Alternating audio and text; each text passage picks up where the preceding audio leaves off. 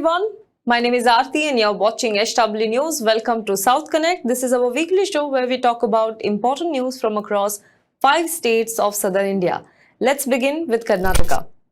Bengaluru is India's Silicon Valley, but it suffers from the problem of poor infrastructure. The metro city's residents have time and again pointed out how the city's infrastructure is falling behind the rapid growth of the city, and it is even more visible when it rains. Last week, on 21st of May, a young 22-year-old woman lost her life after the car she was travelling in submerged due to waterlogging at the KR Circle underpass after torrential rains lashed the city. The woman, Bhanu Rekha, hailed from Vijayawada and worked at Infosys. She was travelling with her family who had come to visit her when her car got trapped in the waterlogged underpass.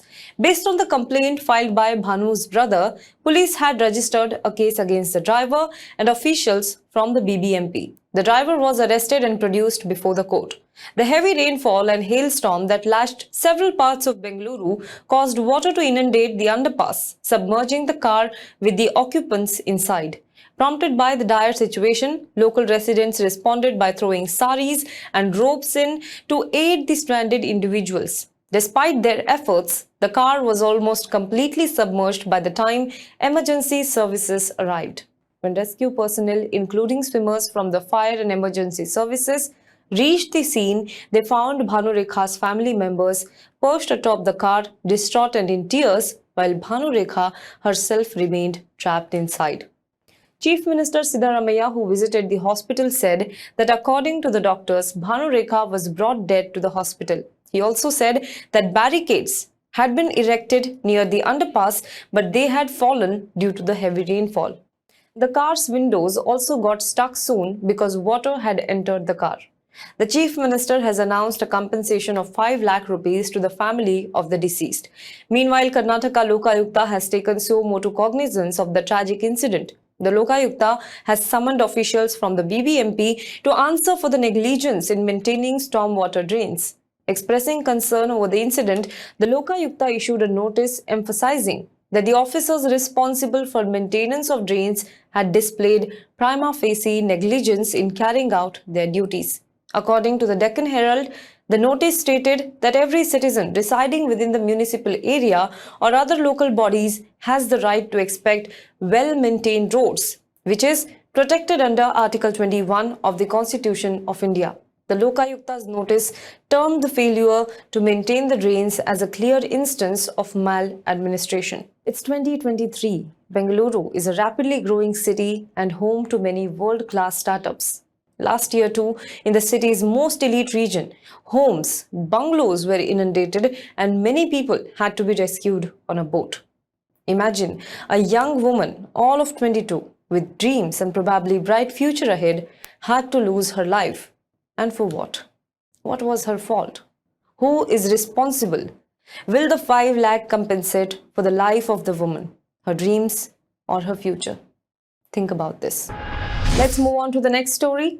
In the run-up to Karnataka Assembly elections, Congress in its manifesto made 5 promises, one of which was free bus rides to women. After Congress formed government in the state, several incidents are being reported where women are refusing to pay the bus fare, citing the election promise made by the Congress party. Now the KSRTC Staff and Workers Federation has sent a letter to Chief Minister Siddaramaiah emphasizing the urgent implementation of the Congress party's manifesto pledge to provide free bus services for women in the state. In the letter dated May 24th, the Federation expressed concern over the delay in fulfilling the promised provision of free bus passes for women. It highlighted that the absence of this scheme has resulted in frequent disputes between passengers and bus conductors, causing confusion among the general public. D.A. Vijay Bhaskar, the Federation's Chief Secretary, stated, and I quote, "We also know that any government cannot immediately implement all its promises. However, it is imperative that some promises are implemented without too much delay." The Federation further emphasized the importance of conducting a comprehensive assessment of the financial implications associated with the implementation of the free bus service for women. They stressed that the State Road Transport Corporation would require adequate funding and requested the Chief Minister's intervention in providing the necessary financial support to facilitate the implementation process. Chief Minister Siddaramaiah, during the first cabinet meeting held on May 20th, reasserted the government's commitment to fulfilling all the guarantees presented in Congress Party's manifesto. He announced that the details regarding the implementation of these schemes would be discussed in the upcoming cabinet meeting. Let's move on to the next state, the state of Kerala. Kerala's Kochi witnessed its first Jewish wedding in 15 years on Sunday, May 22nd. Bride Rachel Binoy Malaki and groom Richard Rowe said their vows at a lakeside resort in Kumbalam in a ceremony solemnized by a rabbi, an Israeli, who flew down for the occasion. Rachel, a native of Thiruvavaduthurai, is a genome scientist working in the USA. She is the daughter of former Superintendent of Police Binoy Malaki and clinical psychologist Manjusha Miriam Emmanuel. On May 22nd, she married Richard, an aerospace engineer working at NASA. He is an American Jew born to Sandy Rowe and Richard Rowe. A Jewish wedding requires a congregation of at least 10 adult Jewish males. This includes the groom and his 2 witnesses. The ceremony was held under a traditional canopy that is a symbol of home called huppah.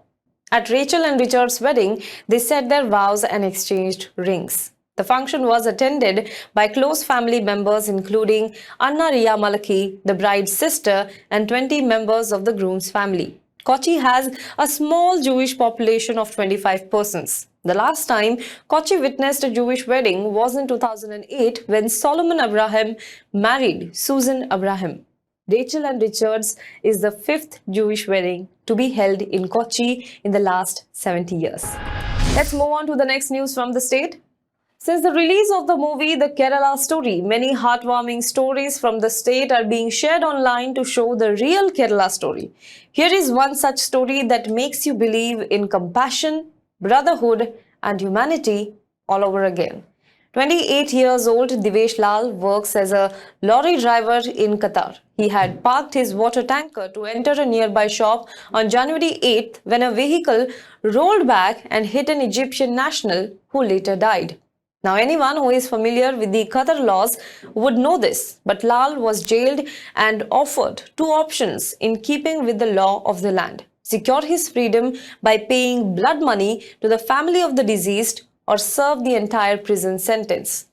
Now, when the news reached his district, Malappuram, people came together to save him. Kerala State Chief of Muslim Youth League, Panakkad Sayyid Munawwar Ali Shihab Tangal, launched a campaign to collect the required money to free Lal and bring him back to his family in Malappuram. Blood money of 46 lakh rupees was needed to free Divesh Lal. Many have responded to the appeal to bring the young man back to his poor family, Tangal said in a Facebook post announcing the closure of the donation drive on Wednesday. While a Qatar-based Malayali businessman connected to IUML donated 16 lakh rupees, the Kerala Muslim Cultural Center, which is linked to the party and is based in the Gulf nation, pitched in with 4 lakh rupees. A collective of Qatar-based NRIs from Malappuram donated 6 lakh rupees. And the remaining 20 lakh rupees was collected through donations from Malappuram within 3 days of Nangal's appeal on Facebook. Well, that's the story. Let's move on to the next state, that is Tamil Nadu. A Sengol from Tamil Nadu has taken the nation by storm this week. Many of us had never heard of a Sengol until the Modi government announced this week that it intends to install it at a new parliament building being inaugurated by Prime Minister Modi today. The Sengol's history, as told by Union Home Minister Amit Shah, is briefly like this. India's last British Viceroy Lord Mountbatten reportedly asked what should be a ritual or a ceremony to symbolize the transfer of power from British to independent India. India's first Prime Minister Jawaharlal Nehru then turned to C Rajagopalachari, also known as Rajaji, to solve this issue. Now, Rajaji reportedly suggested a ceremony held during Chola kingdom of handing over Sengol to successors by kings to denote the transfer of power. The Union government has claimed that the handover of the Sengol, a historical scepter from Tamil Nadu by the pontiffs of the Thiruvavaduthurai Adheenam mutt to India's first Prime Minister Jawaharlal Nehru on the eve of independence marked the moment of transfer of power between the British and India. Later, the Sengol was sent to a museum, and before being rediscovered, the Sengol was in Nehru's Allahabad home, which is turned into a museum and labelled as or mislabeled as golden stick gifted to Nehru. Well, the BJP then attacked the Congress party, accusing it of disrespecting the Sengol that symbolized transfer of power to India. However, since then, several pieces have been published challenging the government's claim that the Sengol was handed over as a symbol of transfer of power. While the Sengol was indeed handed over to India's first Prime Minister hours before the historic speech of Tryst with Destiny, there is reportedly no documentary evidence to show that it was used as a symbol of transfer of power. Finance Minister Nirmala Sitharaman, during a press conference, was asked about the documentary evidence. When she replied that there is as many documentary proof as one wanted, and they were included in the docket given to the reporters at the end of the press conference. Now, according to the Hindu report, a postal of these documents did not establish the claims of the government. The documentary evidence included a list of references from books, articles and reports in the media. It also included social media posts and blogs. The article goes on to cite many sources to claim that none of the evidence cited spoke about the use of scepter as a symbol of power transfer. The exception is the article that appeared in Tughlaq magazine written by its editor S. Gurumurthy in 2021. The article records everything the government has said as a version shared by Sri Chandrasekharendra Saraswati, the 68th head of Sri Kanchi Koti Peetham, from his memory to a disciple in 1978. The report says the most ironic evidence presented in the docket was a blog post titled WhatsApp History written by famous Tamil writer Jaya Mohan. In this post, Jaya Mohan had in fact ridiculed this version of events as being based on forwards on social media, stating that the scepter was likely to be among the many presents sent from across the country during independence. He, however, said it was a matter of pride for Tamils that the scepter from Shaivite mutt also reached Nehru. Well, there is no clarity over the claim made by the government, but government hasn't yet responded to the criticism. But if you want to know more about it, then there are two pieces you must read, one by the Hindu and the other by the News Minute. Links of the same have been attached in the description box below. Let's move on to the next state, Andhra Pradesh. Andhra Pradesh Chief Minister Y.S. Jagan Mohan Reddy has found fault with the decision of the opposition parties to boycott the inauguration of the new parliament building by Prime Minister Narendra Modi. The leader of YSR Congress Party, YSRCP, has stated that boycotting such an auspicious event is not in the true spirit of democracy. In a tweet on Wednesday, he appealed to all political parties to attend the event and announced that his party would definitely attend this event. Setting aside all the political differences, I request that all political parties attend this glorious event. In the true spirit of democracy, my party will attend this historic event, he wrote. He congratulated Prime Minister Narendra Modi for dedicating the grand, majestic and spacious parliament building to the nation. Parliament, being the temple of democracy, reflects our nation's soul and belongs to the people of country and all the political parties, he said. Let's move on to the next state, that is Telangana. Disturbing visuals of an attack by a group of Hindu men against a Muslim family while chanting Jai Shri Ram has emerged from Telangana. In the video from Medak district's Narasapur, a mob of around 15 to 20 men are heard loudly chanting Jai Shri Ram while assaulting a man named Imran Ahmed and manhandling his visibly pregnant sister Aisha Anjum and their mother, who kept trying to shield him from them. The perpetrators, some of them Hanuman devotees in saffron clothes, tore Imran's shirt and tried to strip him while assaulting him before the local police intervened. While the incident occurred on May 7th, the videos came to light only on Thursday, that is May 25th, and many claimed that Aisha suffered miscarriage following this. The incident of communal violence started off as an interpersonal scuffle between Imran, a biryani stall owner, and Lingam, who was delivering an LPG cylinder to him. While the altercation did take place and the police registered FIRs immediately after the incident against both Imran and 10 members of the Hindu mob who committed the assault, The police say they have received no complaint regarding Aisha's plight.